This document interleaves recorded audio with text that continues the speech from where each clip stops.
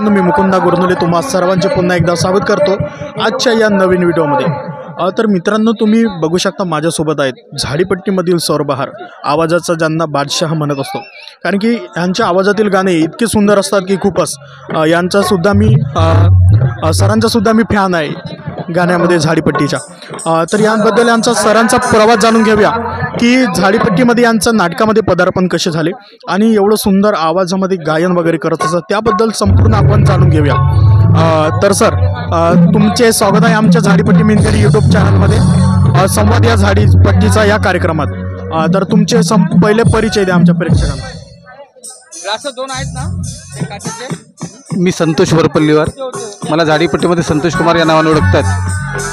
माझ्या प्रवासाबद्दल जाणून घ्यायचं असेल तर सुरुवातीला आम्ही गावातल्या तरुणांसोबत कलापथक करायचे, त्याच्यातनं प्रबोधनाचा आमचा कार्यक्रम चालायचा।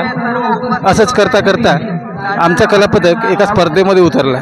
सोनी चपराळ येथे विदर्भस्तरीय राष्ट्रसंत साहित्य संमेलनामध्ये कलापथकाच्या स्पर्धेमध्ये आम्ही नव्यानं सहभाग घेतलो आणि झालं असं की झाडीपट्टीतील दिग्गज कलावंतांचे कलापथक तिथं होते आणि आमच्या कलापथकाचा नंबर पहिला आला।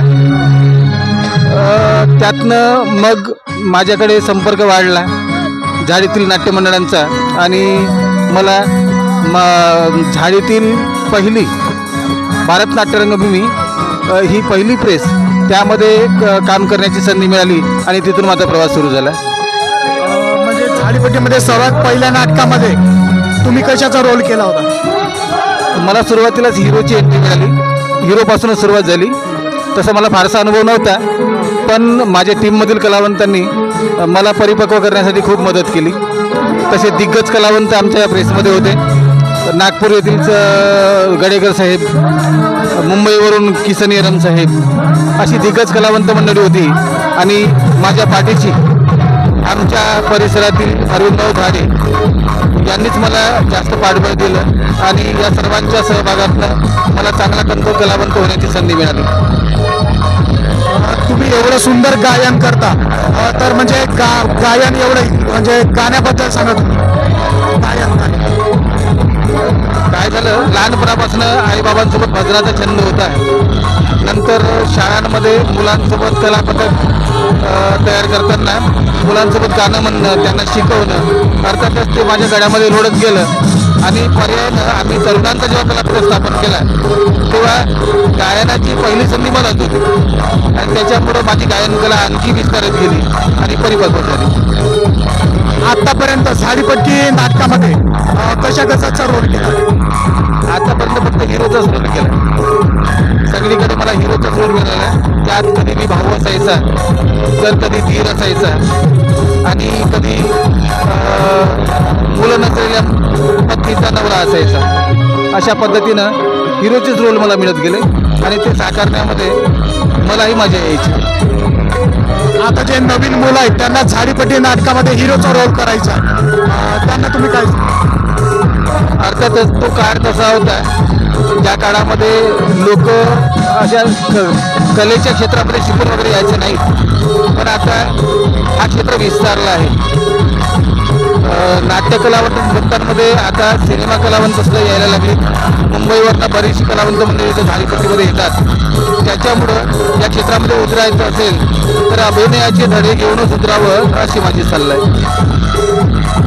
एवढ्या मोठ्या झाडीपट्टी रंगभूमीमध्ये तुम्हाला सेवा करण्याची संधी मिळाली, याबद्दल मी माझं भाग्य समजतो। ज्या मातीमध्ये आपण लहानाचे मोठे झालो, जी माती आपल्या सर्वांगाला लागली आणि आपलं जीवन पवित्र झालं असं म्हणायला आज हरकत नाही, कारण या मातीमध्ये मी नवोदित कलावंत असताना सुद्धा इथल्या प्रेक्षकांनी, जाणकार प्रेक्षकांनी आपला मुलगा, आपल्या मातीतला मुलगा म्हणून मला खूप प्रोत्साहित केलं।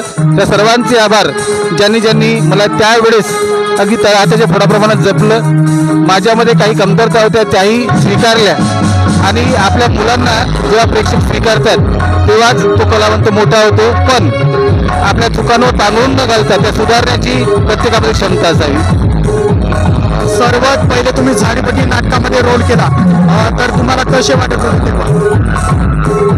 मी त्याआधी कुठल्याच नाटकामध्ये सहभागी झालेलो नव्हतो। कलापथकामध्ये जरी माझा हँड असला तरी नाटकाच्या क्षेत्रामध्ये पहिलं पाऊल होतं आणि तेही व्यावसायिक नाटकांमध्ये। त्यावेळेस मला थोडीशी धास्ती होतीच, पण सर्वांच्या शुभेच्छा पाठीशी होत्या आणि माझा आत्मविश्वास मजबूत होता. त्या भरोशावरती मला अवघड गेलं नाही. अगदी सहज साध्या या हिरोच्या भूमिका, नायकाच्या भूमिका मी साकारत गेलो आणि आज या क्षेत्रामध्ये मला जाणकार किंवा सिनियर असं संबोधतात. मी सर्वांचे आभार व्यक्त करतो. आणि तुमचं जे गाणं एक फेमस झालं, तुझे काजळाचे डोळे, त्या गाण्याबद्दल आम्हाला सांगा. झाडीपट्टीमध्ये जेव्हा मला प्रवेश मिळाला तेव्हा रोल होता हिरोचा आणि यावेळेस झाडीपट्टीतल्या नायकांना गाणं म्हणणं हा एक सक्तीचाच भाग. म्हणजे नायक करायचं असेल तर गाणं यायलाच पाहिजे. आता गाणं म्हणायचो मी, पण कॅसेटची गाणी, वारकऱ्यांची गाणी, अनेक दिग्गजांची गाणी. पण इथं झाडीच्या मातीमध्ये स्वयंनिर्मित गाण्याला खूप चांगली संधी होती. म्हणून पहिलं गाणं झाडीपट्टीसाठी लिहिलं मी, तुझे काजळाचे डोळे. त्या गाण्यानं एवढं यश मिळवून दिलं की ते गाणं महाराष्ट्राच्या पटलावरती गेलं, मुंबईपर्यंत पोहोचलं. आणि दुसरी अशी गोष्ट की 8-9 वर्षानंतर या एका गाण्यामुळे तुम्हाला दिव्यांग नावाचा सिनेमा मिळाला. त्यात हेच गाणं मला ड्युएटमध्ये गावं लागलं, बनवून द्यावं लागलं. एवढं ह्या गाण्यानं दिलं. झाडीपट्टीमध्ये माझं नाव मिळवून देण्यामध्ये, माझी कला लोकांपुढं प्रस्थापित करण्यामध्ये तुझे काजळाचे डोळे या गाण्याचं खूप मोठं सहकार्य आहे. हे गाणं माझ्या हातानं बनलं, ज्याबद्दल स्वतःला मी नशीबवान समजतो. झाडीपट्टीमधील तुमचे आवडते गायक कोण, सर्वात तुम्हाला आवडणार?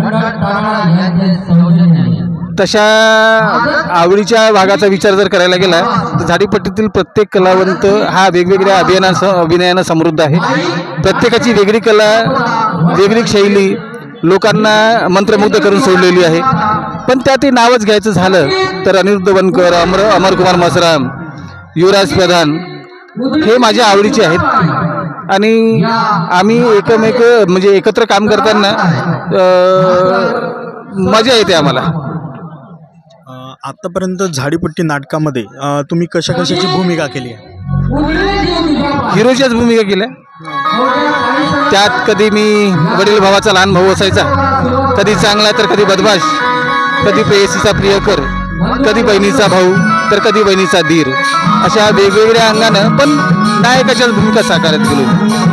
असा तुमचा एखादी रोल सांगा की तो फेमस झाला, प्रेक्षकांना खूप आवडतं, त्या रोलबद्दल सांगा. निजला का राजवंशामधला केतन. खरं तर माझ्या गीतनिर्मितीच्या काळामध्ये जी गाणी मी लिहिली त्यात निजला का राजवंश समाजासाठी लिहिण्यात आलेली गाणी लोकांना आवडली आणि त्यातला केतन लोकांना खरंच भारावून गेला. आणि अजूनही निजला का राजवंश समाजामधील केतन म्हटलं की लोक संतोष कुमारची आठवण करतात.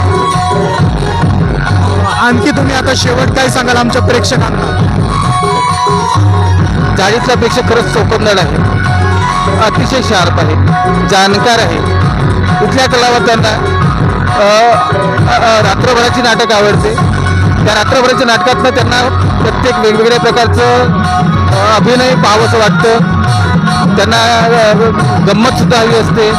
ही झाडीची समृद्ध परंपरा आमच्या झाडीचा प्रेक्षक जोपासतो आहे याचा मला सार्थ अभिमान वाटतो. आणि त्यामुळंच कदाचित इथल्या स्थानिक कलावंतांना पाहून इथं नवीन नवीन कलाकार घडत आहेत. आणि खऱ्या अर्थानं नवोदित कलावंतांसाठी झाडीचं हे व्यासपीठ म्हणजे विद्यापीठापेक्षा कमी नाही. आता जे तुमचं नाटक आहे उधळीन जीव तुझ्या पायी, या नाटकाबद्दल म्हणजे रोल तुमचा कशात आहे याबद्दल सांगा. इथं सुद्धा मी प्रियकराचीच भूमिका निभावतो आहे, पण अतिशय संवेदनशील प्रियकर आहे हा. आपल्या प्रेयसीला, गरीब प्रेयसीला सांभाळण्यामध्ये तो कुठेही मागं येत नाही. अनेक अडचणींना तोंड देत आपलं प्रेम निभावतो आणि समाजापुढे एक आदर्श निर्माण करतो.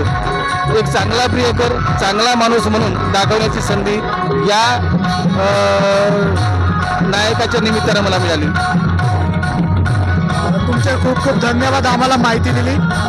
तर मित्रांनो, या व्हिडिओमध्ये आपण आपल्या झाडीपट्टीतील ज्यांना सोरबहार म्हणतात, आवाजाचा बादशाह म्हणतात, माझे पण आवडते गायक आहेत आपले सर, तर यांची आपण मुलाखत जाणून घेतली. त्यांचा झाडीपट्टीमध्ये पोहोचेपर्यंतचा प्रवास कसा झाला आणि जे नवीन मुलं आहेत त्यांना झाडीपट्टी नाटकामध्ये काम करण्याची संधी कशा पद्धतीने उपलब्ध होईल याबद्दल सरांनी मार्गदर्शन केलं. तर मित्रांनो, ही संपूर्ण माहिती या व्हिडिओमध्ये आपण कव्हर केलेली आहे. तुम्हाला व्हिडिओ आवडला असेल तर व्हिडिओला लाईक करा आणि आपल्या चॅनलवरती नवीन असाल तर आपल्या यूट्यूब चॅनलला मित्रांनो सबस्क्राईब करा आणि बेल आयकॉनला प्रेस करा. धन्यवाद सर तुमचे. मित्रांनो, तुम्हाला व्हिडिओ आवडला असेल तर व्हिडिओला लाईक करायला विसरू नका व झाडीपट्टीमधील नाटक व इतर कार्यक्रमाचे व्हिडिओ बघण्यासाठी झाडीपट्टी मिनगिरे या चॅनलला सबस्क्राईब करा व बेल आयकॉन दाबायला विसरू नका, जेणेकरून नाटकाचे संपूर्ण व्हिडिओ तुमच्यापर्यंत लवकरात लवकर पोहोचतील. धन्यवाद.